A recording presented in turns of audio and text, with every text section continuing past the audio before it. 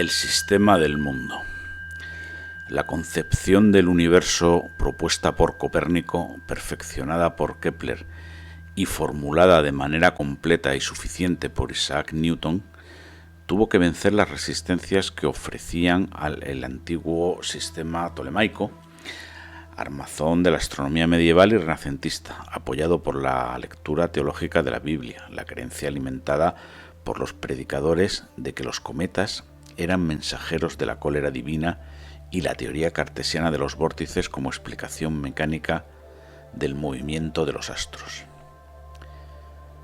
No despiertes de la mentira, tan solo sueña verdades.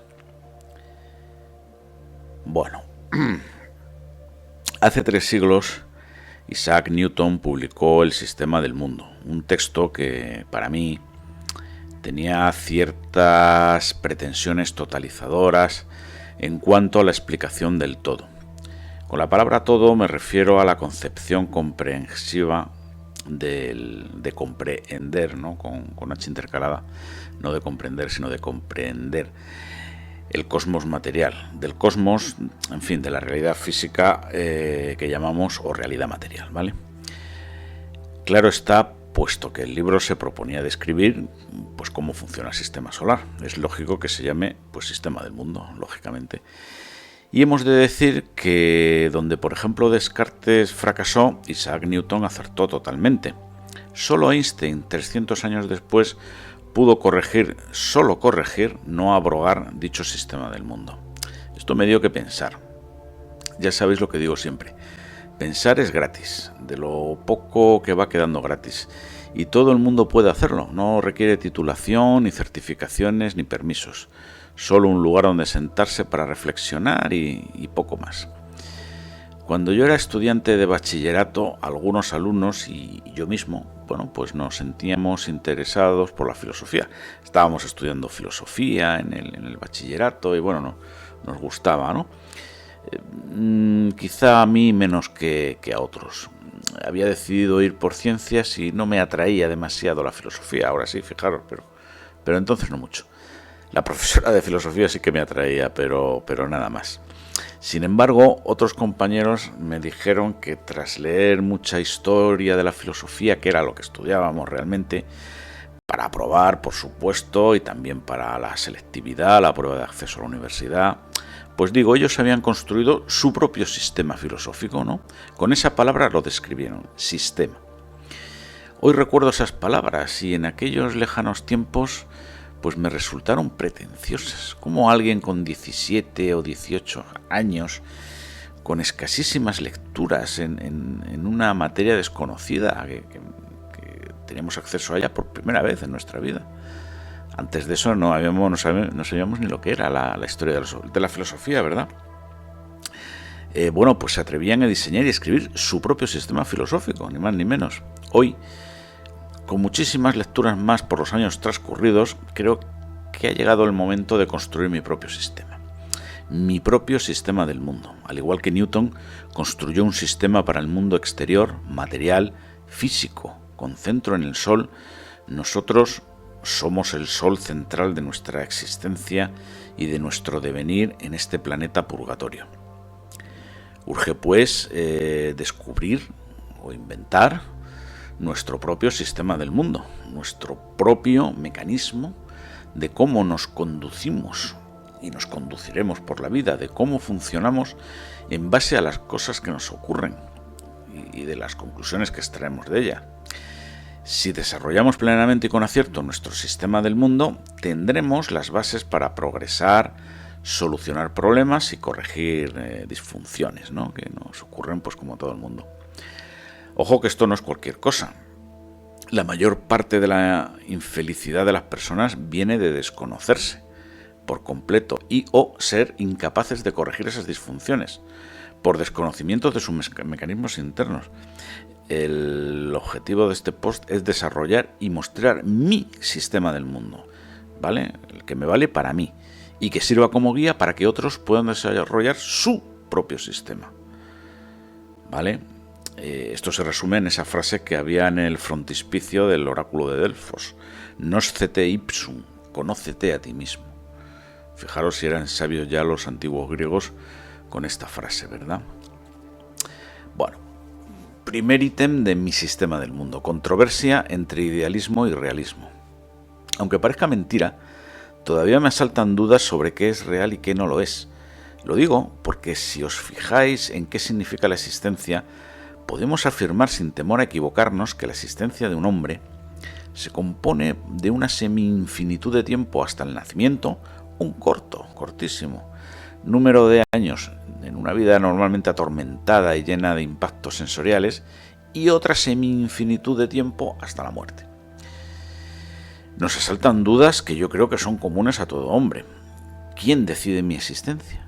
¿Quién o qué decide que yo sea yo y alcance la conciencia? ¿Es un proceso puramente aleatorio? ¿O vivo dentro de alguna especie de mecanismo cuyas leyes solo conozco en parte?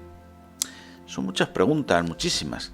Me he dejado docenas de ellas sin formular siquiera, porque sería absurdo exponerlas todas en este post. Ya habrá más. Estas preguntas nos retrotraen y vuelven una vez más a nuestra mente la película que todos conocéis de Matrix. ¿Vivimos en algún tipo de realidad virtual creada por una máquina, por algún deus ex machina o por otra inteligencia que no podemos comprender porque para esos seres somos poco más que hormigas? Bueno, son problemas prácticamente irresolubles.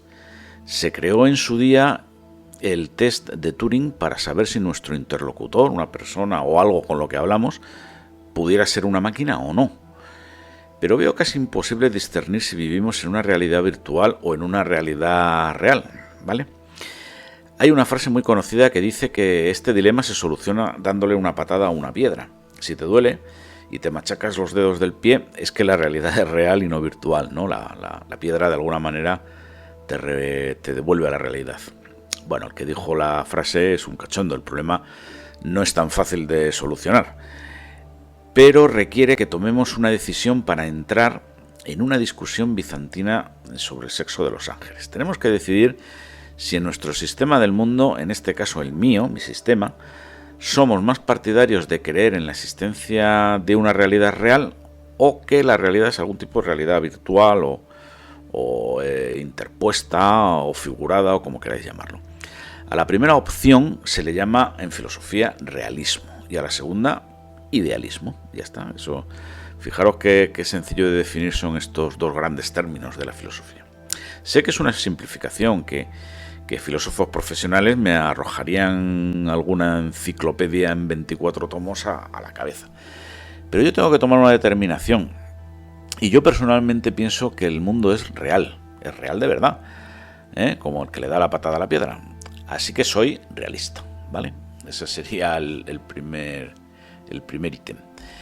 Lo cual no quiere decir que no existan otras realidades invisibles, ojo, pero realidades al fin y al cabo. Como decía Aristóteles, existe un mundo real ahí fuera.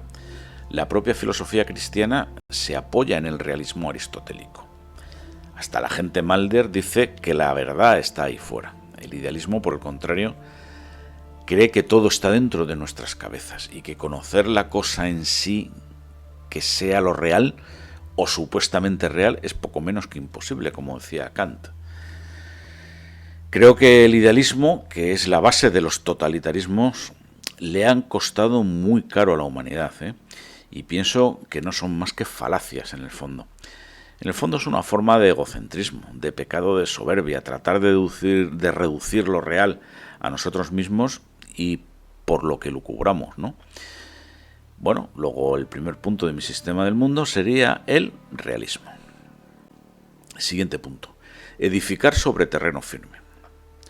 Descartes es un filósofo que a mí me gusta, y no porque estuviera muy acertado en lo que dijera. Es un filósofo ya que bueno, pues tiene 300 años de antigüedad. Hay libros y cualquiera puede entrar en Wikipedia, leer su biografía, hacerse una idea de su pensamiento, leer alguno. Además están en PDF por internet, son gratis, etc. A mí lo que me gusta de Descartes es el método, ¿vale? La sistemática de pensar. Y es muy simple. Él seguía el método bíblico de edificar sobre roca firme. Se establece un punto de partida cierto e indubitable y a partir de ahí se daba un salto al siguiente punto, y luego otro salto al siguiente punto, y luego otro, pero siempre con un pie anclado firmemente en algo de lo que no tenemos duda. No se da el siguiente paso hasta que el anterior queda firmemente establecido. Y si no se puede dar ningún paso más, pues no se puede dar ningún paso más, pero al menos lo que hemos recorrido está perfectamente claro, determinado y establecido. O sea, lo importante es no columpiarse, no dar saltos en el vacío. Si hay puntos que se pueden poner en duda, seguro que antes o después el edificio de nuestro pensamiento se vendrá abajo. Descartes buscó y buscó entre cosas de las que no hubiera duda posibles y llegó a esa frase tan conocida que todos sabemos, de pienso, luego existe. Luego existo. ¿Vale? Seguro que esa frase tiene hoy día refutación, aunque yo no la veo. Y a partir de ahí, Descartes fue construyendo el edificio de su pensamiento. De ahí dedujo que no solo existía él, sino que existía Dios, el universo, etc. Luego aquí tenemos un segundo elemento básico de mi sistema del mundo, método cartesiano. Tercer pilar básico de mi sistema del mundo, la ciencia. Desde hace ya siglos, el hombre se dio cuenta de que, como decía Galileo, el libro de la naturaleza está escrito en lenguaje matemático. Es decir, y esto es un misterio, cuidado, la naturaleza, el universo, el mundo exterior que nos rodea, no es caótico, obedece a unas leyes. Y lo que es mejor, esas leyes se pueden expresar como fórmulas matemáticas relativamente simples.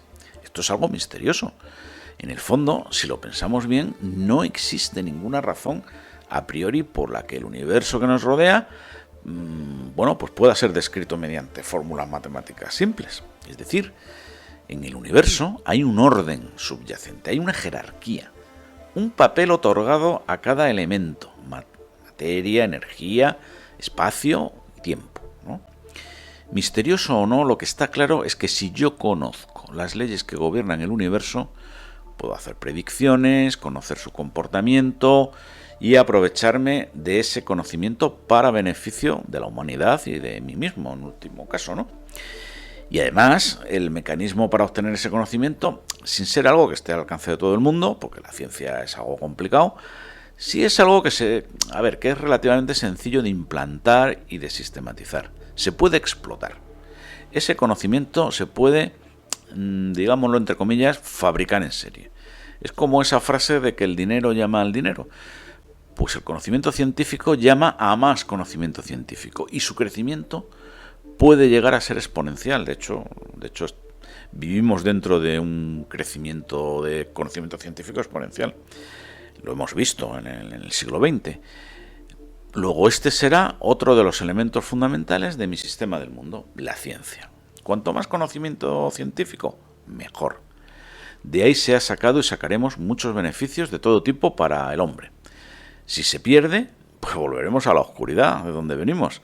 Lo vemos en otras civilizaciones como la islámica, la hindú o las africanas. Durante siglos han perdido ese tren de la ciencia y ahora son civilizaciones, pues unas más y otras menos atrasadas, otras están cogiendo el tren perdido, en fin, ya sabéis.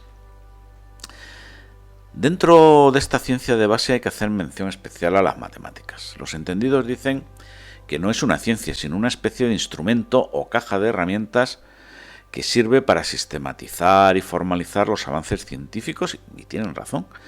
Además sirve de nexo con el mundo misterioso e invisible del que hablaremos más adelante. Efectivamente, las matemáticas constituyen otro misterio en sí mismas.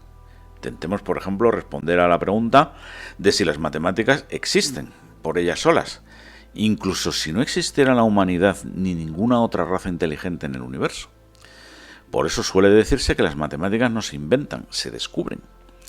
Una máquina o un aparato se inventa porque responde a una necesidad concreta humana. Sin humano no existiría ese aparato. Pero si yo digo que 2 y 2 son 4, esto es verdad con humanidad o sin ella. Si la humanidad no existiera, seguiría siendo verdad. Y esa verdad estaría escrita en las leyes naturales de un mundo, de un universo, que seguiría dando vueltas sin nosotros. Pero voy más allá. Incluso si no existiera el universo, si no existiera nada de nada, ¿seguiría siendo verdad? ¿las matemáticas seguirían siendo verdad? Bueno, aparentemente sí, pero fijaros, no es una pregunta fácil de contestar. Hoy día hay controversia sobre ello. Hay expertos que dicen que las matemáticas son una construcción humana y que por lo tanto existen en la medida que existe el hombre e incluso cambian según cambia el hombre. Yo no estoy de acuerdo con eso, pero bueno, ahí lo dejo. Siguiente punto de mi sistema del mundo, la tecnología. Bueno, y la consecuencia práctica de la ciencia, del conocimiento científico, pues es la tecnología, ¿no? Que sería conocimiento aplicado. Es decir, el conjunto de métodos y desarrollos que podemos hacer a partir de la ciencia de base. Y aquí, como en la ciencia, el crecimiento también es exponencial, porque sigue también el mismo principio, el del dinero llama al dinero. Pues ciencia llama a más ciencia y tecnología llama a más tecnología. Eso no hace falta que lo explique, vamos, todos estamos siendo testigos de ello. Esto no es muy misterioso, pero es muy importante, creerme, que si alguna redención tiene la doliente humanidad, si algo puede hacer que este planeta purgatorio sea más planeta y menos purgatorio, es la ciencia y la tecnología, Cuanta más ciencia y más tecnología, mejor. Nuevamente tenemos el ejemplo en el siglo XX. No nos hacemos una idea porque estamos viviendo dentro, en el interior de ese desarrollo. Nuestra escala de tiempo, que más o menos es la escala de nuestras vidas, es mucho más pequeña que los años de desarrollo ya científico y tecnológico, que ya llevamos unos cuantos. Hemos nacido ya, la mayoría de nosotros, dentro de una sociedad que era tecnológica desde hace unos años, y en ella seguimos. Para nosotros es normal que todos los años haya novedades, avances. Cada década pasada nos parece muy obsoleta en estos temas tecnológicos y científicos en relación a la presente. Pero ojo, pero pensar muy bien que antes del siglo XX, por ejemplo, la vida de las personas era exactamente igual desde su nacimiento hasta su muerte. Algún avance veían, pues a lo mejor se había inventado el ferrocarril y poca cosa más a lo largo de sus vidas, y estoy hablando del siglo XIX, antes nada, pero poca cosa. O sea, la perspectiva de tiempo de esos hombres y su conciencia del mundo era muy diferente a la del hombre de hoy. Entre un campesino romano y un campesino del siglo XVIII han pasado 1600 años, pero sus vidas y lo que ellos veían y podían hacer, pues no era muy diferente, no era muy diferente. Podrían intercambiarse sin muchísimo problema. Si traemos a ese campesino del siglo XVIII, por ejemplo, a nuestra época, probablemente se volvería loco. Creería que es víctima de algún hechizo y su cabeza sencillamente estallaría, no comprendería lo que ve. Nos pasa a nosotros mismos. ¿Cuántos ancianos hay que son como extraterrestres en su propio mundo, que ni comprenden ni asimilan los cambios tecnológicos que ellos mismos han experimentado? Ojo, Por eso es muy importante que el cerebro se mantenga siempre activo, que no se anquilose. Hay que leer, hay que escribir, estudiar, pensar, sin detenerse nunca. Hay escuelas esotéricas que afirman que es lo único que realmente nos llevamos a los otros planos de la existencia. No sacamos de este mundo nada material, pero la suma de conocimientos que hemos metido a presión en la cabeza, nuestra organización mental, nuestro sistema del mundo, ese sí que nos lo llevamos, y eso será un arma fundamental para navegar por ese mundo ultra desconocido del más allá, en el que más pronto que tarde todos vamos a entrar. Mención especial merece en este apartado de tecnología el tema de la informática. La informática y las telecomunicaciones son un desarrollo tecnológico, pues como lo es la radio o la televisión, son desarrollos tecnológicos. O sea, son el fruto pues, de unas aplicaciones de ciencia de base. Pero que en este caso concreto el desarrollo ha sido tan grande y se ha hecho tan omnipresente, en el caso de la informática y las telecomunicaciones, que es una de esas ramas del conocimiento que se llama conocimiento emergente. Es decir, no es una tecnología más, sino que tiene sus leyes propias. Emergen esas propias leyes, como si hubieran estado ahí siempre, ¿verdad? Tiene su propio sistema de axiomas y es como si dijéramos, pues una rama de las matemáticas. El conocimiento o las tecnologías emergentes tienen vida propia, tienen sus propias normas. La informática tiene sus leyes propias, como por ejemplo la ley de Moore, que estaba ahí y que solamente la hemos conocido con el advenimiento de esa tecnología, ¿no? Y muchas otras. Tiene sus limitaciones, como el tamaño de los átomos, por ejemplo, pero también tiene designado su propio camino de crecimiento, como sería, por ejemplo, la computación cuántica, que cuando se produzca propiciará un cambio de paradigma en la ciencia como no se ha visto nunca, ¿eh?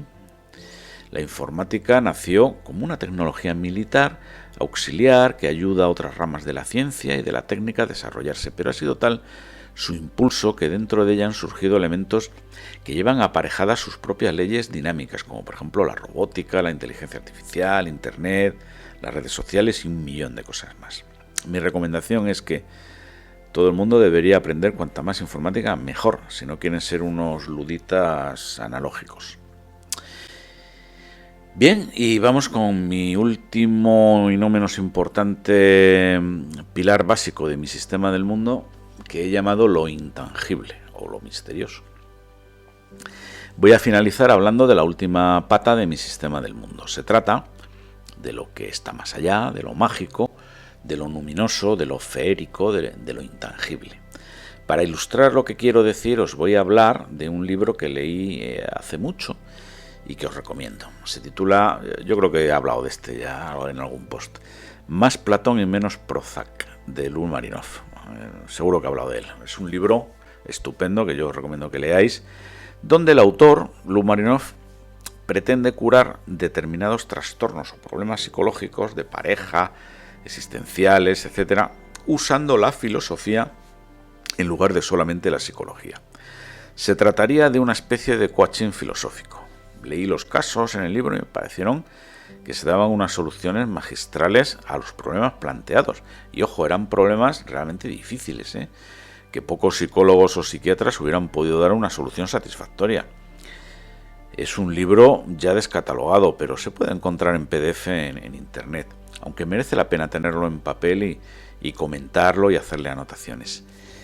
El caso es que incluso en ese exitoso coaching filosófico se escapaban casos en los que el autor, que también abrió consulta, no supo o no pudo solucionar. Son casos en los que se destaca más que la complejidad, la imposibilidad de tomar una dirección determinada, ¿no? La imposibilidad de ver una solución clara. Eran básicamente dilemas, lo que llamamos dilema. Es decir, el problema se extiende en dos soluciones ante las cuales, pues como le pasó al asno de Buridán, somos incapaces de decantarnos por una. El asno de Buridán murió porque tenía dos fardos de paja situados a una distancia igual de cada uno de sus ojos y murió de hambre. Para evitar este tipo de problemas, el autor del libro dio un salto más allá de lo académico, más allá de lo científico, más allá de lo establecido, de lo políticamente correcto, pues hacia lo extraño, lo acientífico, lo que no tiene explicación, pero que funciona, que está ahí, que está presente desde tiempo inmemorial y en todas las civilizaciones. Cuando lo racional no nos acompaña ni los métodos humanos nos ofrecen soluciones, podemos recurrir a lo mágico. En el ejemplo que nos ocupa, cuando en su consulta de coaching filosófico Lou Marinov se encontraba con un dilema, pues recurría al I Ching, que como todos sabemos, pues es un conocido método de adivinación chino. Su funcionamiento es algo complicado, consiste, hay unos palitos, unas piedras que se tiran, se hace una especie de tirada, algo aleatorio, ¿vale? Se saca un resultado numérico y sobre ese resultado se va a una guía y se obtiene la respuesta concreta a la consulta formulada, ¿no? Pues como muchos sistemas adivinatorios, él escogió el I Ching como podía haber sido el tarot. No olvidemos que abrir una consulta para resolver problemas matrimoniales o psicológicos es algo serio, ¿eh? Estás cobrando un dinero a gente que acude a ti a que les soluciones un problema de verdad que tienen ellos y que les está fastidiando. Pero fijaros, y podría parecer poco serio utilizar el I Ching, sobre todo si el problema se encona. Pero fijaros, él decía que le funcionaba. Es decir, cuando realmente la razón no sabe por qué lado inclinarse, cuando los argumentos son equivalentes, parece que sacar una carta del tarot, hacer una tirada de I Ching o incluso tirar una moneda al aire desencadenan procesos ocultos que no podemos entender, pero que nos llevan a la solución correcta. Sería algo parecido a aquello de consultar los problemas con la almohada. El cerebro se pone en modo de escucha y espera que el universo le dé una señal para decantarse en un sentido u otro y resolver el dilema. Para que nuestro sistema del mundo funcione, debemos apoyarnos firmemente tanto en aquello que es puramente tangible, la ciencia y la tecnología, como aquello que es intangible, lo mágico, lo intuitivo, lo irracional. Y debe acompañarse de un método correcto de pensar y sacar conclusiones. Lo mágico, lo intangible, también tienen sus propias leyes, igual que la ciencia, pero no se enseña en ninguna universidad. Además hay mucho intruso y charlatán, la gente de las túnicas, ya sabéis, en este mundillo. A cambio, pues hay muchos libros y personas de las que aprender, pero el proceso de aprendizaje de lo oculto y lo esotérico pues, puede llevar toda la vida, vamos, y sin él puede, ¿eh? No se acaba nunca, porque en el fondo pues hay que saber de todo. Como dije en otro post, es que es algo ilimitado realmente. Al que le guste el misterio debe de conocer muchísimas ramas de la sabiduría para adentrarse con cierto éxito en el mundo del misterio. Si quieres saber, por ejemplo, de algo de ciencia, por ejemplo, química, vamos a poner por caso, pues haces una carrera de 5 años y un máster y bueno, pues ya sabes razonablemente pues casi todo lo esencial de dicha ciencia para operar con ella, sin problema. Pero si quieres saber de temas de misterio, puede que te hagan falta varias vidas. ¿Quién sabe? Igual la reencarnación es verdad solamente para avanzar en los temas de misterio. Lo he comprobado recientemente. Siempre me han gustado, por ejemplo, vosotros lo sabéis, aquí he publicado mucho, temas de profecías, de apariciones marianas, en fin, todo ese tema me ha atraído bastante. Y hay mucha tela que cortar con respecto a todo eso, ¿no? Y vendrán más posts dedicados al tema. Pero de un año a esta parte me he metido en el tema OVNI a empezar a estudiarlo a fondo y bueno, pues he de decir que después de unos cuantos, bastantes libros, seguir a unos autores que considero imprescindibles, como por ejemplo José Antonio Caravaca o Josep Guijarro, y otros muchos, solo puedo decir pues lo que decía Sócrates, que solo sé que no sé nada. El tema OVNI en sí mismo es interminable. Se puede dedicar una vida entera, desde la adolescencia hasta la muerte, dedicado al mismo. Y aquí hay investigadores españoles que han dedicado esas vidas enteras, y no llegar a ninguna conclusión, o llegar a una conclusión y luego resultar que es todo mentiras. Es complicado esto, Es un tema abierto en el que nadie tiene la última palabra, que pueden ocurrir cosas en cualquier momento que hagan obsoleto todo lo y echen por tierra todo lo estudiado anteriormente. No solo eso, sino que, como he dicho en otras ocasiones, el fenómeno OVNI enlaza con todos, absolutamente todos los temas de misterio, con todos. Por ejemplo, por poner un caso, las apariciones de espectros y la telequinesis, pues hombre, poco tienen que ver entre ellos, alguna relación habrá, pero poquiña cosa, ¿no? Pero sin embargo el fenómeno OVNI sí tiene relación con las dos, con la telequinesis y con la aparición de espectros, y con todas las demás ramas del misterio. Bueno, pues con estas breves ideas de lo que constituye mi sistema del mundo, termino aquí este post que, fijaros, no es simplemente el cierre de un post como otro cualquiera, es completar una tarea que me fue planteada con 17 años y que solo después de algunas décadas me he visto en disposición de terminar. Es por supuesto una versión muy simplificada de mi sistema del mundo, realmente hay más matices, más ideas que me he dejado en el tintero, pero lo esencial ya está dicho. Sirva esto también para ilustrar que el tiempo es maleable, que hay que verlo como algo holístico y diacrónico, que lo importante es la enseñanza, la tarea a realizar. Da lo mismo que entre el comienzo y la finalización hayan transcurrido 30 o 40 años o 50. El tiempo no es nada. Lo importante es lo que hacemos dentro de él, lo que aprendemos. Cuando se termine una tarea y tal, o cuando se haya empezado, pues es indiferente.